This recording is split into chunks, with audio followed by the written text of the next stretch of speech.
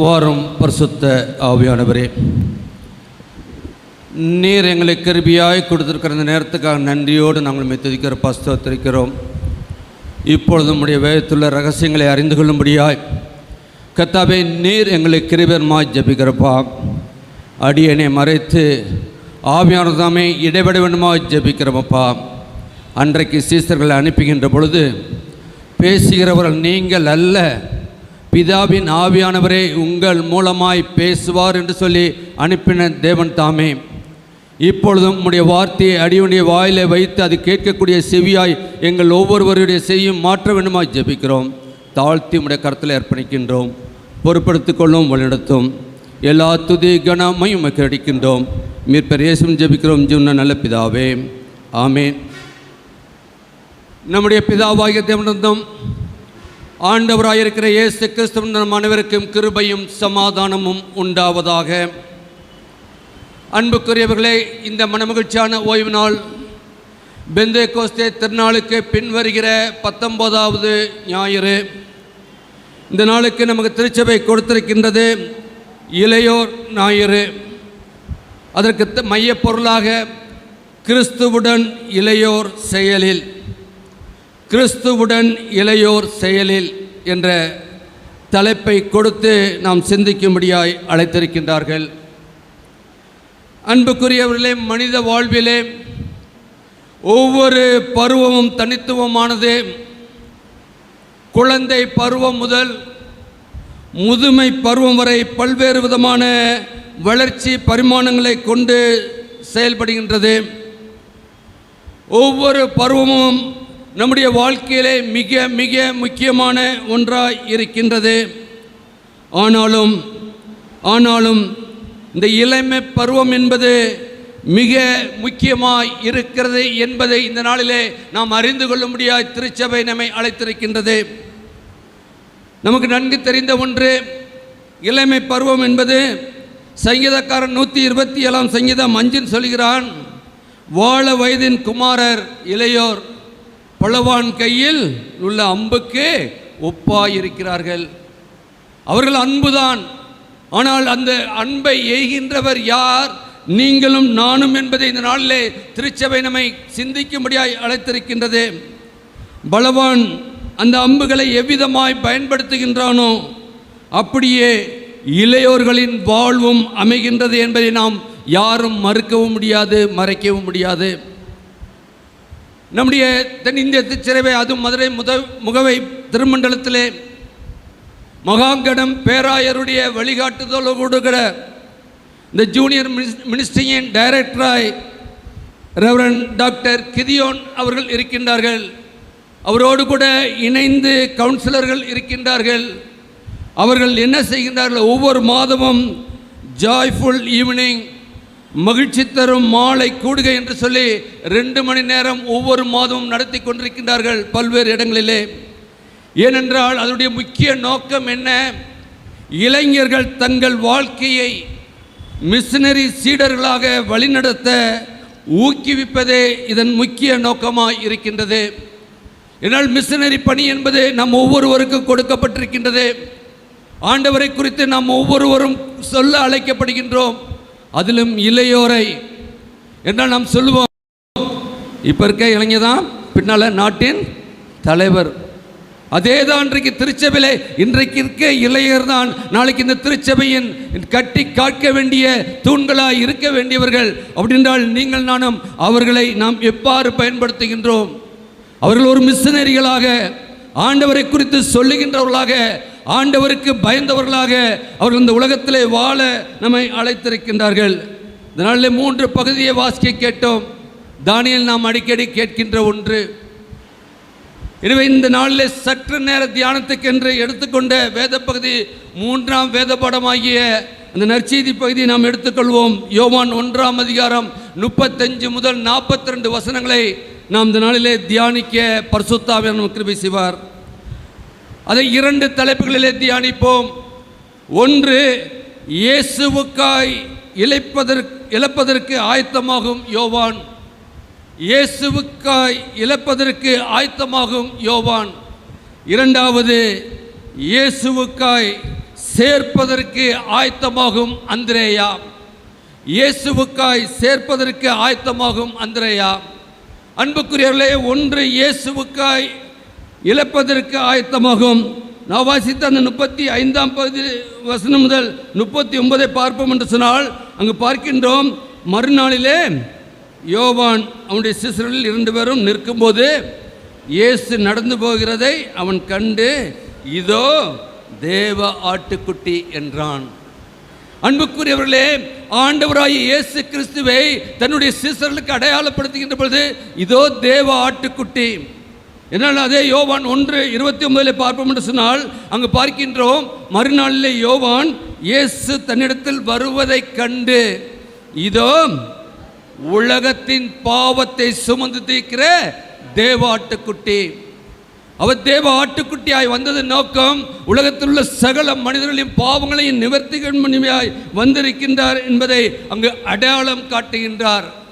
அன்புக்குரிய திருச்சபை மக்களே, அன்புக்குரிய திருச்சபை மக்களே, நீங்களும் நானும் ஆண்டவருக்குள்ளாக வாழ்ந்து கொண்டிருக்கின்றோமே, பரம்பரை கிறிஸ்தவர்கள் என்று சொல்லிக் கொண்டிருக்கின்றோமே. ஆண்டவரை எத்தனை பேருக்கு நாம் அடையாளம் காட்டியிருக்கின்றோம். இவர்தான் இயேசு கிறிஸ்து, இவர்தான் சகல பாவங்களையும் நீக்கும்படி, உலகத்தின் பாவங்களையும் நீக்கும்படி இந்த உலகத்தில் வந்திருக்கிறார் சொல்லி நாம் இருக்கின்றோம். அன்புக்குரியவர்களே, அங்கு பார்க்கின்ற பொழுது அங்கு நடந்து போகின்றார். 37ஆம் வசனம் சொல்கிறது, அவன் அப்படி சொன்னதை அவ்விரண்டு சீசர் கேட்டு என்ன சொன்னாங்களாம்? இயேசுக்கு யோவானோடு இருந்த சீசர்கள், யோவான் சொல்கிறார், இவர்தான் தேவ ஆட்டுக்குட்டி என்று சொன்ன மாத்திரத்திலே அவர் என்ன செய்கிறார்? இவரை விட்டுட்டு அவர் பின்னால், இயேசுவின் பின்னால் போகின்றார்கள் என்று பார்க்கின்றோம். தனக்கு பின்னால் வந்து கொண்டிருந்த இவர்கள் இனி இயேசுவின் பின்னால் செல்லட்டும், அதுவே என் வாழ்க்கையின் மகிழ்ச்சி. ஏனென்றால் அவர் வந்ததின் நோக்கமே அவருடைய பாதரட்சியின் வாரை நான் அவிழ்க்கிறதுக்கு பாத்திரவான்கள், எனக்கு பின் ஒருவர் வருகின்றார், அவருக்கு வழியை ஆயத்த பண்ணத்தான் நான் வந்தேன் என்று சொல்லி எப்படி கர்ச்சித்தாரோ, வனாந்திரத்திலே கூப்பிட்டாரோ, இன்றைக்கு இயேசு கிறிஸ்துவ பின்னால் தன்னுடைய சீசர்கள் போன மாத்திரத்திலே அவருக்குள்ளாக ஒரு மகிழ்ச்சி. அன்புக்குரியவர்களே, இதே மத்தேயு 4:20-22 வசனங்களே பார்ப்போம் என்று சொன்னால், உடனே அவர்கள் சீசர்களை கூட்ட மாத்திரம், சீசர்கள் தேர்ந்தெடுக்கிறார்ல, சீசர்களை கூப்பிட்ட மாத்திரத்திலே அவர்கள் என்ன சொல்றாங்க? வலையெல்லாம் விட்டு அவர் பின் சென்றார்கள். இனி நான் உங்களை மீன் பிடிக்கிறவர்களாய் அல்ல, மனுஷனை பிடிக்கிறவர்களாய் ஆக்குவேன் என்று சொன்ன கர்த்தர் தான் இன்றைக்கு உங்களையும் என்னையும், எத்தனையோ கோடி மக்கள் இந்திய தேசத்தில் இருந்தாலும் உங்களையும் என்னையும் அவருடைய பிள்ளையராக, அவருடைய சீசராக அழைத்திருக்கின்றார். இன்றைக்கு நீங்கள் நானும் சீசத்துவத்தை பெற்றிருக்கின்றோம். யாரும் மறுக்கவும் முடியாது, மறைக்கவும் முடியாது. நாம் பெற்றிருக்கின்றோம் என்றால், நாம் அன்றைக்கு சீசர்களை அழைத்த மாத்திரத்திலே அவர்கள் எல்லாவற்றையும் விட்டார்கள். அங்கு பார்க்கின்றோம், அவர் பின் சென்றார்கள். 22ஆம் வசனம் சொல்கிறது, உடனே அவர்கள் படவையும் தங்கள் தகப்பனையும் விட்டு அவருக்கு பின் சென்றார்கள். அன்புக்குரிய தேவ ஜனமே, அன்புக்குரிய தேவ ஜனமே, நாம் எதை விட்டிருக்கிறோம், எதை இழந்திருக்கின்றோம்? நம்முடைய வாழ்க்கையிலே ஆண்டவருக்கு பின் செல்வதற்காக நாம் எதையும் இழக்கவில்லை என்று சொன்னால், ஒரு போதும் ஆண்டவருக்கு பின் செல்லவே முடியாது. ஒருவேளை ஆலயத்துக்கு வந்து செல்லலாம், ஆலயத்திலே ஆராதனையிலே கடந்து செல்லலாம், ஆனால் ஆண்டவர் பின்னால் நாம் போகவில்லை என்று சொன்னால், ஆண்டவர் நமக்கு காட்டுகின்ற வழியிலே அது பாடுள்ள வழியாக இருந்தாலும், வேதனை உள்ள வழியாக இருந்தாலும், எவ்வளவு தொந்தரவுகள், எவ்வளவு இக்கட்டுகள் இருந்தாலும் கூட நாம் அந்த வழியிலே ஆண்டவரோடு கூட பயணிப்பதற்காக நாம் அழைக்கப்பட்டிருக்கின்றோம் என்பதை நாம் அறிந்துவிடக்கூடாது. யோவாஸ்தானகன் இயேசு வந்த பிறகு அவரை அன்றி வேறு எண்ணம் அவனிலே காணப்படவில்லை. என்றைக்கு இயேசுவை பார்த்தாரோ, அங்கு பார்த்த மாத்திரத்திலே அதற்கு அப்புறம் அவருடைய எண்ணங்கள், சிந்தனைகள் ஒன்றும் அவர் அல்ல, அவர்தான் என்று சொல்லி அவர் இருந்தார் என்று பார்க்கின்றோம். அன்புக்குரியவர்களே, அதனால தான் அவர் சொல்கின்றார் யோவான் 3:30, அவர் பெருகவும் நான் சிறுகவும். அந்த வார்த்தையை சொல்ல முடியுமா? இந்த வார்த்தையை ஆண்டவருக்கு பின்னால் நாம் ஒரு ஜனக்கூட்டத்தை ஆயத்தப்படுத்தி அழைத்து செல்கின்ற மக்களாக இருக்கின்றோமா? ஆண்டவருக்கு மகிமை சேர்க்கின்ற ஒரு வாழ்க்கை வாழ்ந்து கொண்டிருக்கின்றோமா என்பதை இந்த நாளிலே சிந்தித்து பார்க்கும். அவர் பெருகவும் நான் சிறுகவும் வேண்டும். யோவான் சொல்லுகின்றார், அவர் பெருகவும் நான் சிறுகவும் வேண்டும். அன்புக்குரிய திருச்சபை மக்களே, அன்புக்குரிய திருச்சபை மக்களே, நம்முடைய வாழ்க்கையை ஒவ்வொன்றையும் அறிந்திருக்கின்றார். அங்கு பார்க்கின்ற பொழுது என்ன செய்கின்றார்? இழந்து அது மட்டும் 38ஆம் வசனத்தில் அவர்கள் பின் செல்கிறதை கண்டு என்ன தேடுகிறேன் என்று அதற்கு கேட்டார். அவர், ரபி நீர் எங்கே தங்கியிருக்கிறேன் என்று கேட்டார். ரபி என்பதற்கு போதகரே. பாருங்க, பின்னால் இயேசுன்னு சொன்ன மாத்திரத்திலே போதகரே. அதோடு விட்டாங்களா? அடுத்த வசனம், அவரோடு கூட அன்றைக்கு போய் தங்குகின்றார்கள்.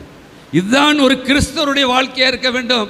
இதே இயேசு இயேசு இயேசு இயேசு என்று சொல்ல அல்ல, அவரோடு கூட தங்கி இருக்கின்ற அனுபவம் வேண்டும். அவர் நம்முடைய இல்லத்திலும் உள்ளத்திலும் அவர் வாசம் செய்ய வேண்டும். அப்பொழுதுதான் ஆண்டவர் எதற்காக இந்த உலகத்திலே வந்தாரோ அந்த இதை நிறைவேற்றுகின்றவராய் நீங்கள் நானும் வாழ்ந்து கொண்டிருக்கின்றோம் என்பதை அறிந்து கொள்ள அழைக்கப்படுகின்றோம். இன்றைக்கு வாசித்த முதலாம் வேத பாடம் தானியேலை பார்க்கின்றோம். 1ஆம் அதிகாரம் 1 முதல் 12 பார்க்கின்ற போது, அங்கு சிறு வயதில் பகைவரால் சிறைப்பிடிக்கப்பட்டு நாடு கடத்தப்பட்டவர்கள் தான் அந்த 4 வாலிபர்கள்.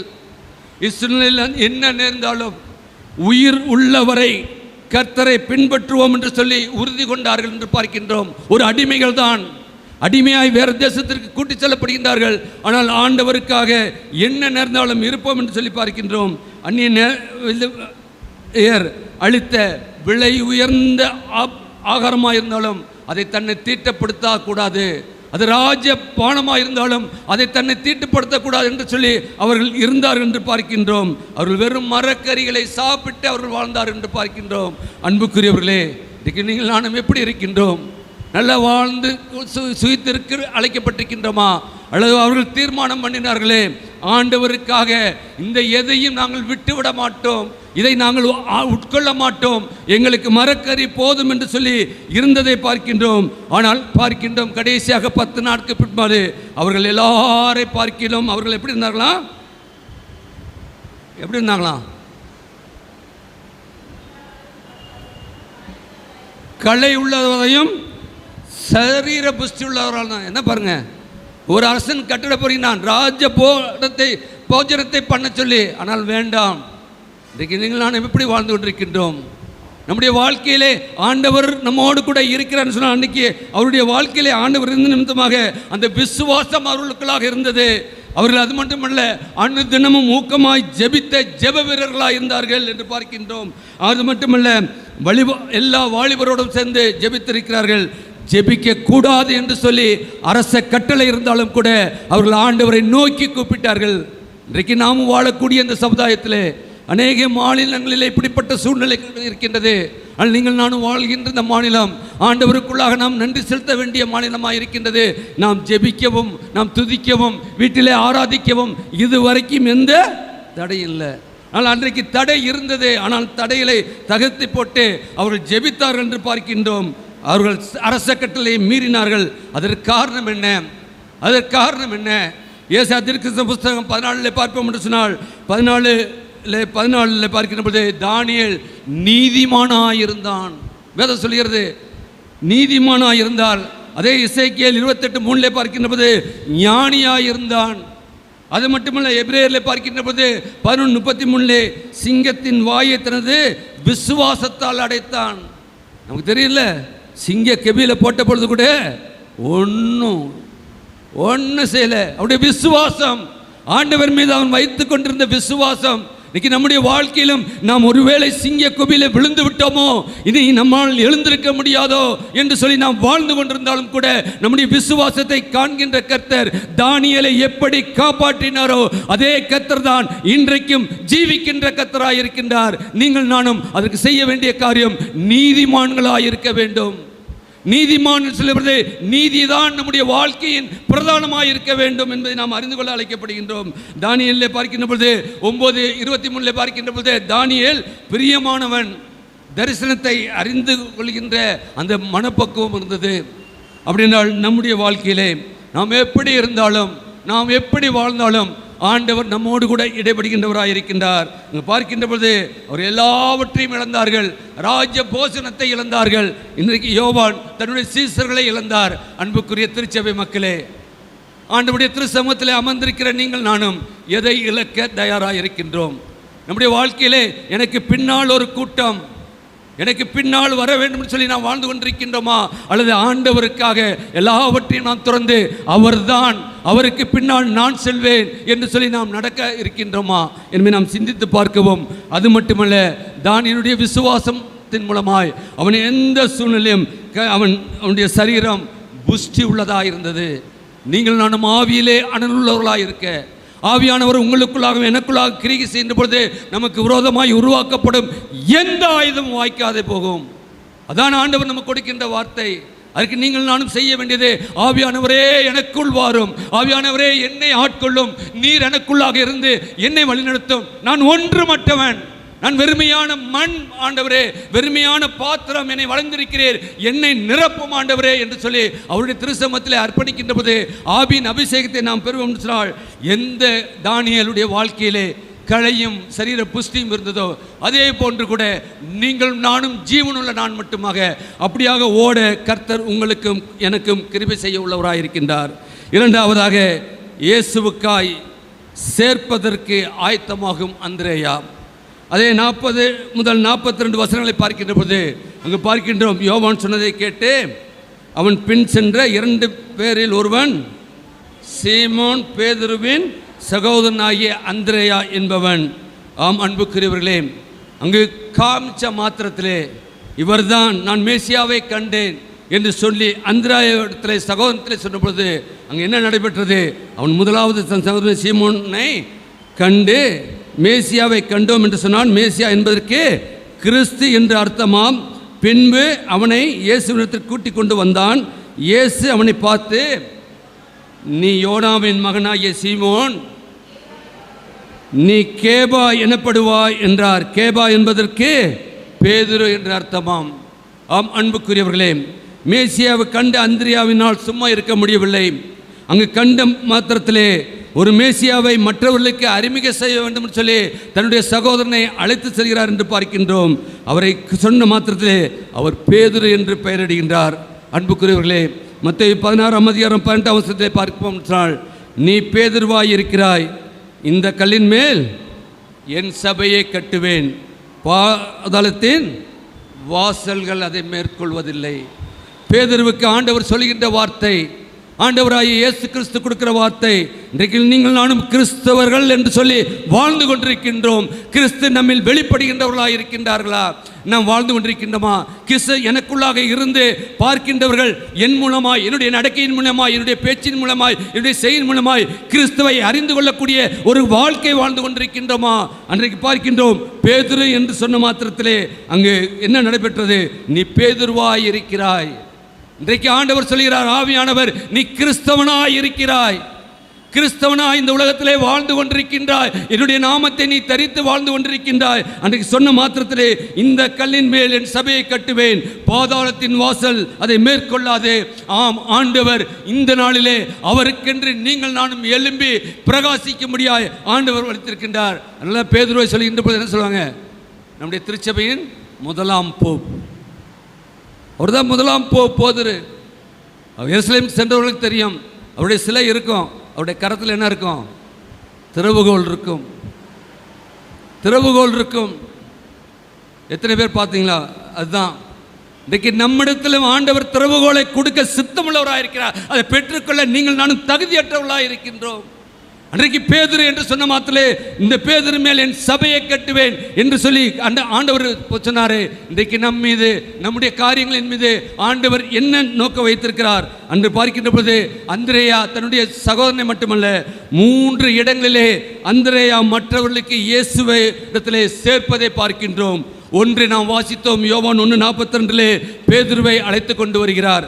இரண்டாவது யோவான் 6ஆம் அதிகாரம் 8 முதல் 10 வசனங்களை பார்க்கின்ற பொழுது அங்கே இயேசுவிடத்திலே என்ன நடைபெறுகின்றது? ஒரு பையன் இங்கே இருக்கின்றான், அவனிடத்திலே 5 கோதுமை அம்சம் 2 மீனும் உண்டு. சொன்னது யார்? இயேசுவிடத்திலே அந்திரேயா தான். சிறு பையன், போடா சொல்ல, உன்னிட்ட என்ன இருக்க கொடு, ஆண்டவரிடத்தில் சொல்கிறேன். போய் சொன்ன மாத்திரத்திலே அதை ஆண்டவர் ஸ்தோத்தரித்து கொடுத்த மாத்திரத்திலே பந்தி இருந்தவர்கள் ஏறக்குறைய 5000 பேராக இருந்தார்கள். 12 கூடை மீதி இருந்தது. நம்முடைய வாழ்க்கையும் அப்படிதான் ஆசீர்வதிக்க கர்த்தர் சித்தமுள்ளவராக இருக்கிறார். ஆண்டவர் அதற்காக தான் அவருடைய பிள்ளையாக அழைத்திருக்கின்றார். ஆனால் நாம் கொடுக்கின்ற பொழுதுதான் நாம் பெற்றுக்கொள்கின்ற முடியும். அங்கு நிறைவான ஆசீர்வாதம், அங்கு நிறைவான ஆசீர்வாதம், கொஞ்சம் நஞ்சமல்ல, மீதி துணிக்கைகளை பொறுக்கத்தக்கதான ஆசீர்வாதம், அதை கொடுக்கத்தான் ஆண்டவர் நம்மை அழைத்திருக்கின்றார். நம்முடைய இளைஞர்களை ஆண்டவருடைய பாதப்படியிலே அமர்த்துகின்ற பொழுது நிச்சயமாக நம்முடைய குடும்பத்துக்கு ஆசீர்வாதம், நமக்கு சபைக்கு ஆசீர்வாதம், இந்த சமுதாயத்துக்கு ஆசீர்வாதமாக இருப்பார்கள். அப்படினால் இளைஞர்களை நாம் எப்படி வழிநடத்தி கொண்டிருக்கிறோம், அவருடைய செயல்கள் எப்படிப்பட்டதாக இருக்கிறது என்பதை நாம் சிந்தித்து பார்க்க அழைக்கப்படுகிறோம். மூன்றாவதாக பார்க்கின்ற பொழுது அங்கே பார்க்கின்றோம், யோவான் 12:22 பார்க்கின்ற பொழுது அந்திரேயா என்ன செய்கின்றாங்க, அங்கே பண்டிகைக்கு வருகின்றார்கள். அநேக கிரேக்கர்கள் வருகின்றார்கள். வந்த மாத்திரத்திலே அவர்கள் என்ன சொல்கிறார், பிலிப்பிடத்தில் போய் நாங்கள் இயேசுவை காண வேண்டும், இயேசுவை காண வேண்டும். உடனே பிலிப்பு என்ன செய்கின்றார், அதை அந்திரேயாவுக்கு சொல்கின்றார். உடனே அந்திரேயாவும் பிலிப்பும் தான் போய் சொல்கிறாங்க ஆண்டவரிடத்திலே. ஆண்டவர் சொல்கிறார், மனுஷகுமாரன் மகிமை அடையும் வேலை வந்து விட்டது. என்றைக்கு நீங்கள் நானும் சொல்லுகின்றோமோ ஆண்டவருடைய திருச்சமூகத்திலே, அன்றைக்கு பிலிப்பு சொன்ன மாத்திரத்திலே அந்த கிரேக்க ஜனங்கள் பண்டிகைக்கு வந்திருந்த மக்களை எல்லாம் அழைத்து ஆண்டவரிடத்திலே கொண்டு சேர்த்த பொழுது ஆண்டவர் மனுஷகுமாரன் மகிமைப்படும்படியான வேலை வந்தது என்று சொல்லி பார்க்கின்றோம். இன்றைக்கு நம்முடைய வாழ்க்கையிலே ஆண்டவருக்கு மகிமை சேர்க்கின்ற ஒரு காரியங்களிலே ஈடுபட்டு கொண்டிருக்கின்றோமா என்பதை நாம் சிந்தித்து பார்க்க அழைக்கப்படுகின்றோம். என்னால் அந்திரேயா ஒரு மிஷினரி பணி இருதயத்தோடு கூட அங்கு இருந்தார் என்று பார்க்கின்றோம். அவருடைய இருதயம் ஆண்டவரை குறித்து சொல்ல வேண்டும். கேட்ட வார்த்தையை, பிலிப்பு சொன்ன வார்த்தையை ஆண்டவரிடத்தில் சொல்ல வேண்டும். சிறு பையன் இடத்தில் இருந்ததை ஆண்டவரிடத்தில் சொல்ல வேண்டும் என்று சொல்லி இருந்தாலும் சொன்னால், இன்றைக்கு நீங்கள் நானும் நம்முடைய வாழ்க்கையிலே ஆண்டவரிடத்தில் எதெல்லாம் சொல்கிறோம்? நம்முடைய ஜெபமே இன்னைக்கு மாறி போச்சு. அன்றைக்கு இருந்த மிஷினரிகள் வந்து ஜெபித்த ஜெபம் இன்றைக்கு நம்முடைய ஜெபமா இல்லை. அவர்கள் வயல் தேசத்திலிருந்து பாச தெரியாதவர்களாய் வந்து குக்கிராமங்களை இருந்து அவர்களோடு கூட அவர்களாக இருந்து எவ்வளோ கொள்ளை நோய்களே அவர்களை பாதிக்கப்பட்டு இறந்தவர்கள் எல்லாத்தையும் பட்டியலிட்டு பார்த்தீங்கன்னாக்கா எல்லாம் இள வயதில் இறந்தவங்க தான். இளம் வயதிலேயே இறந்தது எல்லாம் இங்கே உள்ள சீதோஷனை அவர்களுக்கு ஒன்றும் இல்லை. ஆனால் அவருடைய எல்லாவற்றையும் அவர்கள் ஆண்டவருடைய அன்பை ருசித்து இன்னைக்கு பாருங்கள் எங்கெல்லாம் பிறந்திருக்கு, பட்டி தொட்டியெல்லாம் இன்னைக்கு மிஷினரி ஸ்தலம். இன்னைக்கு எத்தனை பேர் ஆண்டவரை அறிந்து கொண்டு ஆண்டவருக்கு பின்னால் வந்திருக்கிறார் சொன்னால், நீங்கள் நானும் எத்தனை பேருக்கு நாம் ஆண்டவருக்கு குறித்து மிஷினரிகளாய் அன்னைக்கு அந்திரேயா செய்த காரியத்தை இன்றைக்கு நான் செய்ய ஆயத்தமாக இருக்கிறேன். கர்த்தாவே, நீர் இந்த நாளிலே கொடுக்கின்ற இந்த திருவிருந்தின் மூலமாய், நீர் இந்த பரிசுத்தமுள்ள இரத்தத்தின் மூலமாய் என்னை கழுவி சுத்திகரியும். நான் அதை உட்கொள்கின்ற பொழுது எனக்குள்ளாக ஆவியின் அபிஷேகத்தை தாரும். ஆண்டவரே, நானும் உமக்காக எல்லாவற்றையும் திறந்து, அப்போஸ்தலனாகிய பவுல் சொல்றார்ல, அப்போஸ்தலன் எல்லாம் எனக்கு குப்பை, ஒன்றுமல்ல, எல்லாம் குப்பை. இவ்வளோ பெரிய மனிதன், ஆனால் எல்லாவற்றையும் விட்டு சவுலா இருந்த பொழுது அவனுடைய வாழ்க்கையை பார்க்கின்றோமே, தெரிந்திருந்தது தானே. ஆனால் ஆண்டவர் சந்தித்த மாத்திரே, ஆண்டவரே நான் என்ன செய்ய சித்தமாயிருக்கிறேன், ஆண்டவரே நான் என்ன செய்ய, நீ யார் என்று கேட்ட மாத்திரே நீ துன்பப்படுத்துகிற கிறிஸ்து தானே. அன்புக்குரிய திருச்சபை மக்களே, உங்களையும் என்னையும் துன்பப்படுத்துகிறவர்களை குறித்து நீங்கள் கவலைப்பட வேண்டாம். நீங்கள் நானும் கவலைப்பட்டு இந்த உலகத்திலே வாழ அழைக்கப்பட்ட மக்கள் அல்ல. பேசுகிறவர்கள் பேசட்டும், இயேசுவர்கள் இயேசட்டும், நம்மை குறித்து சொல்லுகின்றவர்கள் சொல்லட்டும். ஆண்டவருக்கு முன்பாக நீங்கள் நானும் நீதி உள்ளவர்களாய் நடந்தோம் என்று சொன்னால் நிச்சயமாக அன்றைக்கு ஆண்டவர் சொல்கின்றார், நீ துன்பப்படுத்துகிற கிறிஸ்து நான் என்று சொன்னாரே, அதே ஆண்டவர் தான் இன்றைக்கும் ஜீவிக்கின்ற ஆண்டவராய் இருக்கின்றார். இன்றைக்கும் திருவிருந்தின் மூலமாய் அவருடைய சரீரத்தையும் இரத்தத்தையும் பெற்றுக்கொள்கின்ற மூலமாய் நமக்குள்ளாக வாசம் செய்ய இருக்கின்றார். அப்படினால் நீங்கள் நானும் எதை குறித்தும் கவனமாதபடி அந்த வாழ்க்கையை பார்க்கிறோம். பவுலாய் மாறினவுடன் எல்லாம் குப்பை. நான் ஆண்டவரை குறித்து பிரசங்கியாவிட்டால் எனக்கு ஐயோ சொல்ல முடியுமா? ஐயோ ஐயோ ஐயோ ஐயோன்னு கத்துறாங்க. தெரியும் எங்க கத்துறாங்க? ஒருத்தர் இறந்துட்டான கத்துறாங்க. அப்படினால் ஒரு ஆத்மா அழிந்து போனால், திருச்சபையில் இருக்கின்ற ஆத்மாக்கள் அழிந்து போவதை எந்த ஒரு விசுவாசியும் ஏற்றுக்கொள்ளக்கூடாது. அது நம்ம மேல் விழுந்த கடமையாக இருக்கின்றது. அப்படினால் ஆத்மாவை குறித்த பாரம் இருக்கும் என்று சொன்னால் ஐயோ என்று சொல்லி அன்றைக்கு அப்போஸ்தலனாகிய பவுல் சொன்ன வார்த்தை நம்முடைய காதிலே ஒலித்து கொண்டே இருக்க வேண்டும். நாம் என்ன பண்றோம்? சேர்ப்பதற்கு எனக்கு ஆள் அல்ல, ஆண்டவருக்கென்று சேர்க்க வேண்டும். ஆண்டவருடைய நாம மகிமைப்படத்தக்கதாய் நான் என்னுடைய பணி இருக்க வேண்டும், என்னுடைய காரியம் இருக்க வேண்டும். இன்னைக்கு நான் மகிமைப்பட அல்ல, எனக்கு இம்மட்டுமாக ஜீவனை கொடுத்து இந்த நாளிலும் எத்தனை மரணங்கள், அது கடந்த நாட்களில் பார்க்கின்ற பொழுது அடுத்து எங்கே போகிறதுனே தெரியல. ஒரு மரணம் முடிந்து அடக்கம் பண்ணி வந்து வீட்டில் படுத்து தூங்கி எந்திரிச்சு சாயங்காலம் பார்த்தா அடுத்த மரண செய்தி, அடுத்து போயிட்டு வந்தால் அடுத்த மரண செய்தி. இன்னைக்கு எப்படிப்பட்ட காரியங்கள் இன்னைக்கு நடந்து கொண்டிருக்கிறது. நாளைக்கு நாம் இருப்போமா என்பது அல்ல. நான் திருப்பி அதை அடிக்கடி நான் சொல்கின்றது, இன்றைக்கு ஆண்டவருடைய வருகை அல்லது இப்பொழுது இருக்கும் என்று சொன்னால் நாம் எங்கே இருக்கின்றோம்? நாம் எதை இழந்து ஆண்டவருக்காக? அன்றைக்கு யோவான் தன்னுடைய சீசர்கள் எல்லாவற்றையும் இழந்து ஆண்டவர் பின் செல்லு, அவர் பெருகவும் நான் சிறுகவும் என்று சொன்னாரே, அந்த சிந்தனை நமக்குள்ளாக இருக்கின்றதா? அல்லது அந்திரேயா தன்னுடைய சகோதரனை அழைத்து சென்றாரே, இன்றைக்கு நாம் எத்தனை பேரை அழைத்து வந்திருக்கின்றோம்? இவர்தான் இயேசு என்று சொல்லி காட்ட நாம் முற்பட்டிருக்கின்றோம் என்பதை சிந்தித்து பார்க்க அழைக்கப்படுகின்றோம். இதனால் அந்திரேயா மிஷினரி இருதயமுடையவனாய் அங்கே இருக்கின்றார். இயேசுவிடத்திலே கண்ட ஆண்டவரிடத்திலே போகின்ற பொழுது ஆண்டவர் பூரிப்படைகின்றார், அவர் மகிமை அடைகின்றார். ஆண்டவரிடத்திலே ஆளுகளை கூறுகின்ற பொழுது அவர் அதற்காகத்தானே சிலுவையிலே மரித்தார். ஒருத்தரும் கெட்டழிந்து போகக்கூடாது, எல்லாரும் ரட்சிக்கப்பட வேண்டும் சொல்லி தன்னுடைய பரிசுத்தமுள்ள இரத்தத்தை சிந்தினாரே, அதைத்தானே இன்னைக்கு நம்ம உட்கொள்ள இருக்கின்றோம். அவர் வரும் வரைக்கும் இதை நினைவுகூறுன்னு சொல்லியிருக்கிறாரு. நினைவு கூறுவது என்பது என்ன? நம்முடைய முன்னோர்கள் இறந்து விட்டால் நாம் நினைவு கூறுகின்றோமே, அவர்கள் இப்படியெல்லாம் வாழ்ந்தார்கள். எங்கள் அப்பா உடைய நினைவு நாள் இருக்குன்னு சொன்னால் நம்ம என்ன நினைக்கிறோம்? அவர் நம்மளை இப்படியெல்லாம் வாழ்த்தாங்க. ஆண்டவராய் இயேசு கிறிஸ்து அவர் திரும்ப வருமளவும் நினைவுன்னு சொல்லி ராபோஜனத்தை ஏற்படுத்தியிருக்கின்றாரே, திருவிருந்திலே பங்கு கொள்கிறோமே. அப்படின்னா நம்முடைய வாழ்க்கை எப்படிப்பட்டதாக இருக்கிறது? யோவான் அந்திரேயுடைய செயல்களை கண்டிருக்கின்றோம். இப்பொழுது நாங்கள் கிறிஸ்துவுடைய இளையோரை சேர்ப்பதிலே நாம் எப்படியாக இருக்கின்றோம்? திருச்சபையாய் குடும்பத்தின் தலைவர்களாய் குடும்பத்தின் பிள்ளைகளை ஆண்டவரோடு இணைப்பதிலே நாம் எப்படிப்பட்ட செயலில் நாம் ஈடுபட்டு கொண்டிருக்கின்றோம் என்பதை அறிந்து கொள்ள இந்த நாளில் அழைக்கப்படுகின்றோம். அன்புக்குரியவர்களே, எனவே நீங்கள் நானும் யோவான் இயேசுவுக்காய் இழந்தது மட்டுமல்ல, கடைசியாக அவன் என்ன பண்ணான்? சிறைச்சேதம் பண்ணப்பட்டான். திரும்ப நீ யாரும் வரணுமா? வந்தவர் நீதானா கேட்டபோது காண்கிறதும் கேட்கிறதையும் சொல்லுங்கள். கடைசியாக அவன் சிறைச்சேதம் செய்யப்பட்டு என்று பார்க்கிறோம். அன்புக்குரிய திருச்சபை மக்களே, நம்முடைய வாழ்க்கை ஆண்டவருக்காக வாழ வேண்டும். ஆண்டவருக்காக எதையும் இழக்க வேண்டும். பணமா, பதவியா, அந்தஸ்தா, அதிகாரமா, எல்லாவற்றையும் இழக்க வேண்டும். இழக்கின்ற பொழுதுதான் ஆண்டவர் மகிமைப்படுகின்றார். அதுபோல ஆண்டவருக்கென்று ஒரு ஜன கூட்டத்தை அழைத்து வருகின்ற மிஷினரிகளாக அந்திரேயா எப்படி செயல்பட்டாரோ அதே போன்று நீங்கள் நானும் செயல்பட வேண்டும். அப்படிப்பட்ட ஒரு வாழ்க்கை வாழ உங்களுக்கும் எனக்கும் பரிசுத்த ஆவியானவர் நம்மை கிருபையும் ஒத்தாசையும் செய்வாராக. ஆமேன், ஆமேன். ஜெபம் செய்வோம். மகா கிருபையும் இரக்கமுள்ள கர்த்தாவே, நீர் எங்கள் ஒவ்வொருடைய வாழ்க்கையும் அறிந்திருக்கிறீரப்பா. ஒருவேளை நாங்கள் ஆலயத்தில் அமர்ந்திருக்கின்றோம், எங்களுடைய சிந்தனையை நீர் அறிந்திருக்கிறப்பா, எங்களுடைய செயல்பாட்டை அறிந்திருக்கிறப்பா. நாங்கள் உமக்காக எதை இழந்திருக்கின்றோம்? ஒருவேளை அன்றைக்கு யோவான் தன்னுடைய சீசர்கள் எல்லாம் உமக்கு பின்னால் செல்வதை கண்டு மகிழ்ந்தது போல நாங்களும் ஒரு ஜன கூட்டத்தை ஆயத்தப்படுத்தி உமக்கு பின்னால் வருவதை நாங்கள் கண்டு ஆனந்தம் அடையத்தக்கதான ஒரு வாழ்க்கை வாழ எங்கள் கிருபையா ஜெபிக்கிறப்பா.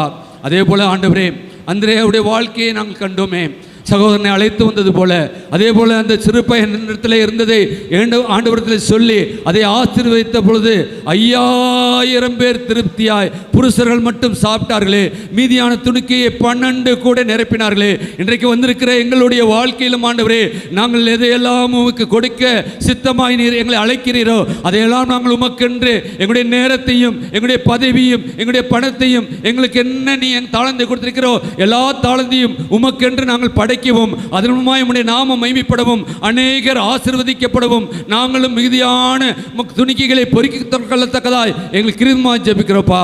நாம் கர்த்தாவே எங்களை தாழ்த்தி உம்முடைய கரத்தில் அர்ப்பணிக்கின்றோம். நாம் தாழ்த்தி அர்ப்பணிக்கின்றோமப்பா.